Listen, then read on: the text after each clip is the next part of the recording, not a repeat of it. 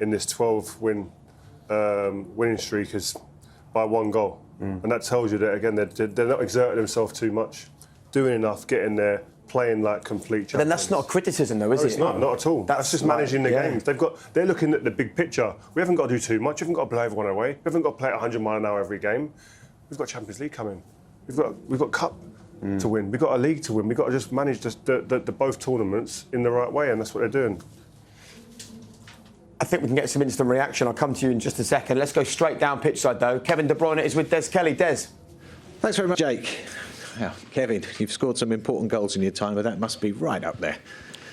Yeah, obviously, it's a big game, and I think, they came here. They had a very good plan. They were very tight defensively, but I think we played a pretty good game, and obviously it's nice to score the goal. It's important because it's the only one, but I think the team played very well today. Feels like a huge step to the title, no doubt. But I think we knew if we win today, we make the gap bigger on them, on the title. We don't have to look at that. We've been in this situation before where we had points ahead, but even I think the second year we were the same points behind, and a lot of things can change and the momentum can swing very quickly. But I think the team was focused on the job that they needed to do, and that's the only thing that we really can do. You pretty much bossed possession out there today. Just that one bit of quality from you. Just got away from Kante and then used the defenders to curl it around. Nice finish. Yeah, I think I just got away from him on the right time, and I was looking where the spaces are, but they were dropping off. So then I just found that little angle, and it worked perfectly. Big hug from the manager as he came off. A great reception from the crowd as well. In the first half, though, not many opportunities. Were you sizing each other up? Was it cancelling each other a little bit? Well, I think it's always very difficult to play against them. They're very tight defensively. They know what they're doing, and you have to be very patient. And I don't think we gave a lot away. So I think we played the game that we needed to play. There's nowhere. We shouldn't play too open because then they're so dangerous, and I think, we did what we have to do. They came out in the second half a little bit more aggressive. That did give you the space then, didn't it? Yeah, the game was more up and down, and I think you see they can be very dangerous, and it's. You saw it was a very hard game, I think, with a lot of people from both sides coming back from COVID, with not a lot of training sessions. It was hard, but obviously it's nice for us. Yeah, you've got a lot of experience. I know you're saying it's not over, but nobody comes back from a 13-point gap at this stage of the season, do they? It's very hard because obviously I think they need to be almost perfect, but there's another team who's dangling there. So, just keep the momentum, keep doing what we need to do, and try to win each game by each game, and that's it. Well done, Kevin. Thank you. It was a game the Chelsea players described to us as a cup final. It was a cup final that Chelsea lost. Let's get some reaction right now. Thomas Tuchel is with Des. Thomas, could you give us your take on that disappointing result? Yeah, the result, yes, but this can happen if you play at City. Result like this can happen. I think we deserved a draw. I think we defended very, very well. Did not allow big chances. One in the first half from a big mistake from us. Okay, but the goal was more or less from. We were not under so much pressure that it was clear that they will score at one point. In the opposite, we had then chances. So performance-wise, this is okay, given the fact that we had to change our back three again. Like defensive-wise, for the commitment, I'm absolutely okay with that performance. I think we deserve to have a draw. A draw would be a fair result. We don't have it. We have won games like this against City, and that feels very different. But that's the way it is. No shots in the first half by Chelsea. It hasn't happened very often. We could see you being frustrated.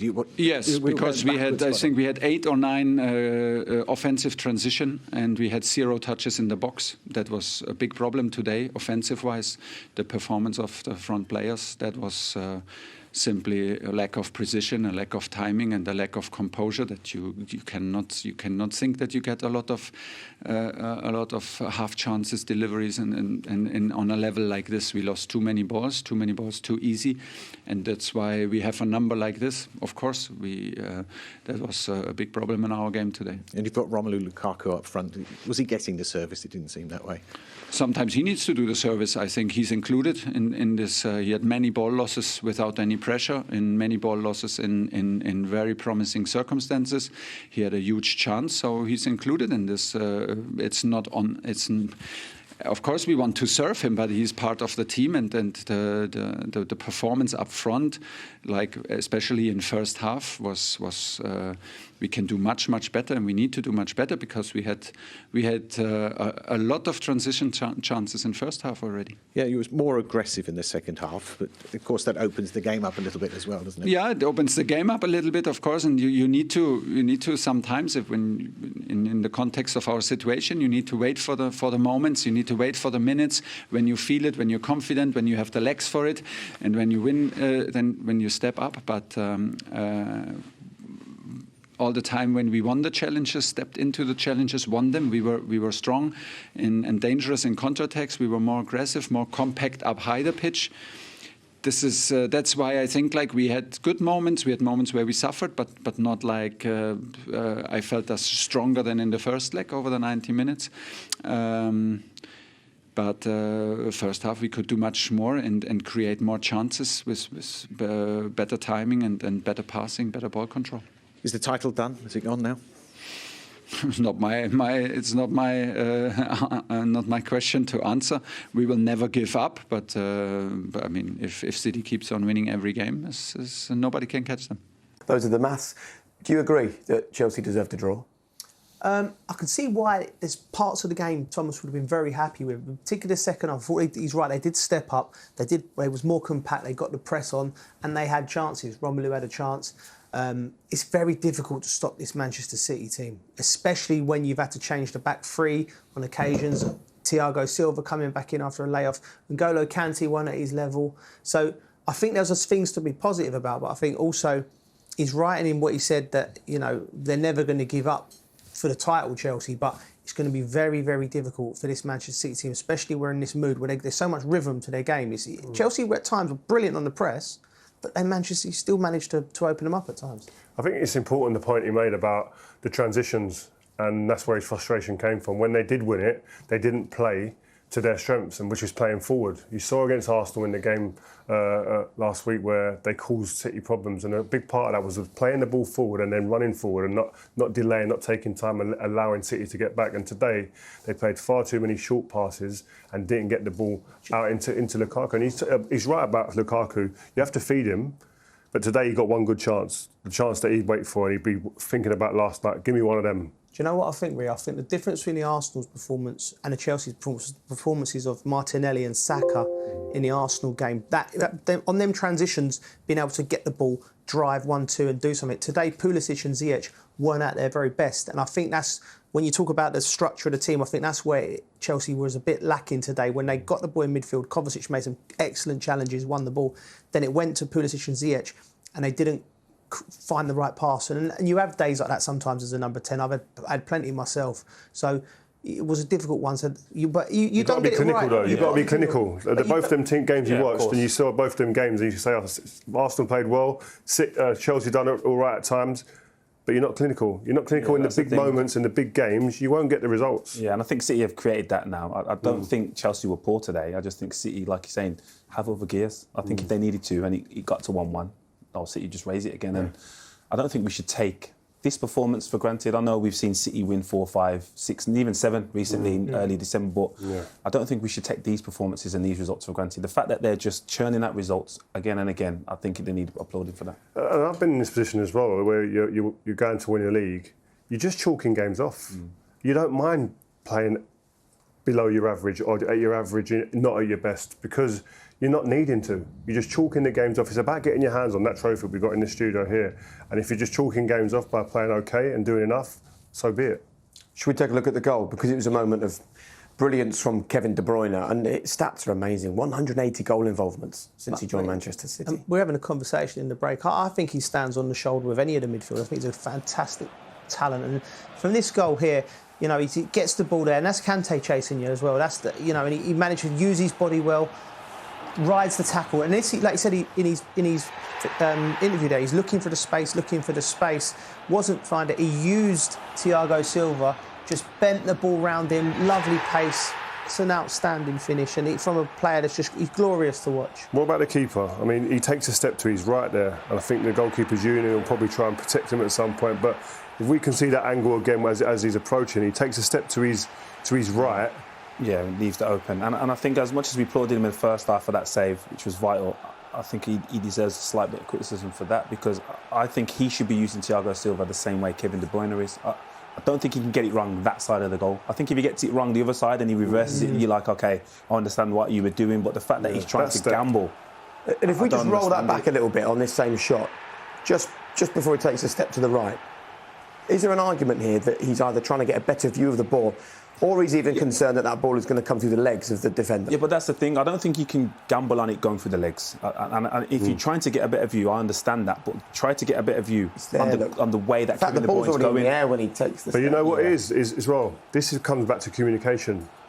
If with your goalkeeper and your defenders, you have a conversation before the game. If there's someone coming in particular areas, we know that you're going to stand that side and I'll cover the other side of the goal. And I think if you don't have them conversations, that's where the confusion lies. And then you end up trying to take steps to cheat a little bit, and then you get caught out. And I think that's the question. Are they having those conversations to know which area of the goal that you're going to cover in those situations? I'm sorry, I have to jump in because Pep Guardiola's waiting live to talk to Des. Patrick. I do feel like you're getting unlucky today. Let's hear from Pep with Des. Sorry, mate. Yeah, he's waiting. Pep, that's a massive result in the context of this season. One that you feel well deserved? Absolutely. In terms of possession, in terms of performance? No. The way we played, everything we have done. So we cannot forget against which team we played. So the European champion, and you are there in the touchline and you realize how incredible they are. So and you try to find the spaces, but they are not. So they defend duels and yeah, it's football. They waiting for the transition to punish us, and we won for one transition. So. But with how good they defend, we create enough chances to win, especially the intention to try to win the game from the minute one. The only problem we had is because after 1-0 they make a step up, and in that moment we make transitions and we lose. And when you open the game with Mason Mount at the end, with Hudson-Odoi, with Timo Werner, with Lukaku, now is in dangerous position. But again, the team was incredible, were brilliant. And you mentioned the goal, the transition, looking for that moment of pure class. And Kevin De Bruyne, he always delivers it, doesn't he? Yeah, yesterday we spoke together and said, so since we were together, because for day one we are together, all we won, what we have done it together. So, and I want to push him to do it more and more and more, because there's a world-class player, and have the humility and humble to do everything for the team. And it's not easy to find that. It was player of the year in this country, what means he won with the team 3 Premier Leagues and a lot of prizes. And I still have this, but I want more. I want more of him because I know he can do it. And today, the action that he has done is a long time I could not see it, and I'm so satisfied for him. And he battles through injuries, he does the hard work, he sees the crazy pass. He's a priceless player in the context of modern football now. Yeah, absolutely, he has everything. He just missed a little bit of confidence this season, he's struggling a little bit, but he knows what he can do. He's incredible beloved for all of us, for that fact, Another guy after being what he is and a lot of prizes could behave another step, and it's completely different. So I think his mum and dad has to be so proud. Yeah, and you kept the intensity throughout the team, through the match. And in fact, Chelsea didn't have a shot or a corner in the first half, which shows how solid you were. Yeah, but be able in 180 minutes in this year concede one shot on target against this team. So this is defend well. And sometimes you can defend well back or more up, it doesn't matter, but the way Raheem and Jack and everyone they give everything. So we spoke against that team. I saw the game against Liverpool, the games against Tottenham. It's an outstanding team. And be able to control them through the ball and create the spaces is so difficult. They defend inside, they allow you. So Azpilicueta, win all the duels, win the duels, are the same. So it's a fantastic team. So that's why I give a lot of credit. So 1 of January, I think we were 1 point down behind Chelsea, 1st of January. So we are in today, I don't know, 14 or 15 February. We are in that distance. So 12 victories in a row is incredible. So yeah, but keep going. Yeah, last one. Then Newcastle blew a 12-point lead in '96. Man United blew an 11-point lead in '98.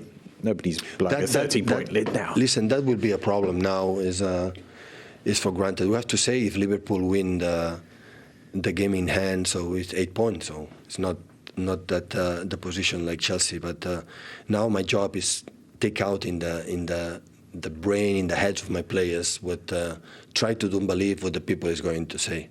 So I put an example many times recently. So we were winning in the 45 minutes 4-0 against Leicester, and in 20 minutes 4-3. So of course we are more than pleased the position that we are, but a lot of job to do. And my job is tell them, and I'm pretty sure I will do it. Thanks, Pep. You're welcome. The conversation actually has to include Liverpool, because 8 points is clearly very different to 13, but it still feels like a tremendous amount for Jurgen Klopp's side to overcome. It's a huge obstacle for anyone, 8 points, but particularly against this Manchester City team, because I don't think any of us can think they're going to lose more than... They might drop points twice if they keep playing to this level. They might lose a game. I think they've got to play Liverpool still. So, I mean, to catch him, he's just got to keep his players, out of complacency and focused. And they seem like a group of players that would do that, because if they don't do that, they're out the team, because the squad's so strong that no one is safe, not even Kevin De Bruyne. That's how good this... That he'll talk to his players and they understand where they're at and what they've got to do, and they can't listen to the noise outside. And that's a part of the best teams do that. The noise is okay outside, but it never gets into our environment. And they've been great at that. And being on a 12-game winning streak like they are, if they were to lose a game, I don't think it derails them at all. I think they just then go on to something else. Their focus is about winning, and the league will be one thing, the Champions League, and I'm sure the FA Cup's going to be another one. Yeah, I agree. And again, you spoke about Liverpool, and again, they're probably the only team that can match the form and the winning streak that City have, but that means then City have to drop points, and I just don't see it. It's exciting in some ways, but then you also have to have that conversation, don't you, about this? English football is now in this position where one team are looking so dominant now. Yes, we do. And 2 months ago we couldn't have perceived that, could we? We couldn't have thought that it would have been 12 points at this stage of the season, 13 points. But Manchester City, you have to just give them credit. This whole club's run so well. I think they bounced back from the disappointment of the Champions League final, and then they've just carried on doing what they're doing. It's a well-oiled machine. It's only going to get better. There'll be more players coming in the summer, and they're the dominant force. And Chelsea, Liverpool, Manchester United, Spurs, Arsenal they've got to step up and go at them and find a way to get up to that level. Well, Joseph, what a party! Yeah, it was a great victory for the players, the fans, and everyone. What do you think about your performance? I think it was good, and each game it keeps getting better. We need this match, no, with 3 goals. Yeah, it was really great because we fought hard for this victory, and everyone deserved to be happy. Bueno, es el mejor partido de la temporada en lo que va de Liga, ¿no? No sé si el mejor, pero sí el que hemos sabido jugar con el marcador a nuestro favor, que nos estaba costando mucho. Y sobre todo felices por ganar en casa, porque nos estaba costando muchísimo. Desde que hay público en el estadio solo habíamos ganado un partido de no sé cuántos. O sea que hoy el partido creo que era fundamental porque nos ponemos también a 3 puntos del Español, que es un rival directo, para alejarnos de abajo, para irnos tranquilos de vacaciones y pensar en lo que viene. Con el partido contra el Valencia también nos ponemos por delante, pero el Chacho se quejaba, ¿no? Un poco que nos había faltado controlar el partido. Hoy es lo que tú dices, ¿no? Se ha conseguido. Bueno, sobre todo hoy no hemos tenido errores individuales que nos pagaron contra el Valencia. Creo que es un partido para sacar conclusiones positivas. Hemos vuelto a ganar en casa, tenemos que hacernos fuertes aquí de lo que queda de temporada, porque fuera de casa sí el equipo está respondiendo bien y tenemos que seguir esta línea.